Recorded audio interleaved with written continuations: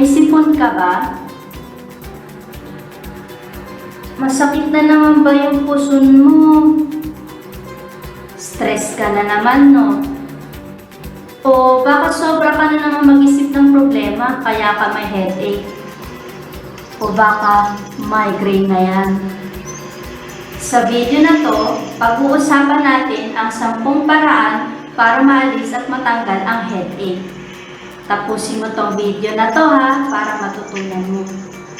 Hi guys! Welcome back again to this channel. This is Glezil from Glez TV. If you are new in this channel, don't forget to subscribe and click that notification bell for you to get notified on my next informative videos.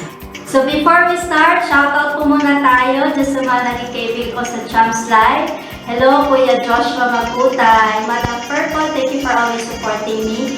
Best Mike, hello, my friend Dimos, my friend also, Marvin, Vito, hello, Mami, hello po, and to all my friends, families, supporters, subscribers, to all my dear students, you know who you are. Thank you very much for always supporting this channel. Rest assured that you will really learn from this video. So for today's video, we will talk about the 10 natural remedies to reduce your headaches. And what are the causes of headaches? So headaches can be a sign of stress or emotional distress that can lead into medical disorders such as migraine. It is the most common complaints that we feel in our head. It can be due to the sinus or allergy headaches or hormonal headaches. So hormonal headaches, most of the time sa mga women, mga babae, during their menstrual period, they have headache. So what are those treatments that we can do to reduce headaches? So we will call this as gymnastics. So are you ready to listen? So gymnastics, letter G is for ginger. Okay, ginger has a lot of benefits. We can boil this ginger and drink it to soothe and calm our headache. And of course, we can grind this and place it on our forehead. Okay, so after natin siyang tatarin, pwede natin siyang tatarin na maliliit at ilalagay natin sa ating noo para matanggal yung ating headache. And next one is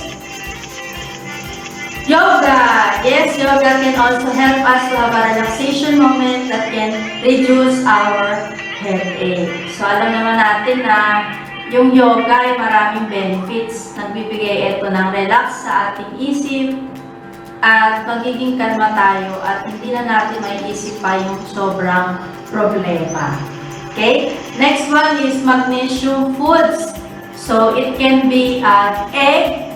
So those are some examples of foods that contains magnesium such as egg, peanut butter instead of cheese. Okay, so yung egg, it is high in protein and less expensive. So you can boil some egg, and then of course it can also help us to have a healthy life. And of course, massage. Massage on our body. So we can also massage our forehead for us to reduce and relieve our headaches.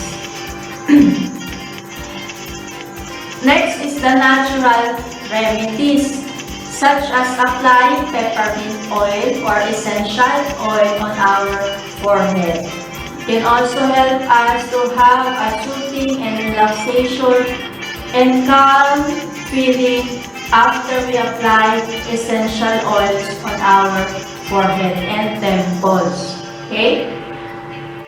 Of course, acupressure or applying pressure on a specific parts of our body will also help us to relieve or reduce our headaches. Okay, so it is an example of acupressure. Acupuncture is also one of the method that we can apply to relieve or reduce our headache. And of course, adjustment on our attitude. Always stay positive and simplify your lifestyle. You can enjoy your life. So that will also help you to relieve or reduce headache. Next is stressors, avoidance. Yes, sometimes we feel headache because of too much thinking on our problem and because of the stressful environment. So you can manage your stress by simplifying your lifestyle and managing your time wisely. You can unwind and enjoy yourself. I am craving chocolate. I will eat chocolate. Tito, I am craving chocolate. Chocolate? No. Try to decrease foods rich in nitrates such as chocolate, cheese, caffeine, alcohol, hot dogs. Those are some foods that rich in nitrates that triggers migraines. Okay, I will just intake vitamins. That's good. Vitamins that contains B complex will also help you to reduce and relieve headaches. Choose to have an exercise regularly. Maintain healthy weight through exercise. Obesity is one of the reasons that triggers headache. Calm environment. Migraines often lead increased sensitivity to light and sound. Relax in quiet and dark room. You can apply compresses such as cold compress or hot compress. Take a shower using warm water will also help you to relax your mind and reduce your headache. Sleep 8 hours. Nap should be 20 to 30 minutes because if it will prolong, it can affect your nighttime sleep. Make sure that you will sleep as early as possible, 8 hours regularly. Because one of the reasons why we feel dizziness or headache that causes headache is because of lack of sleep.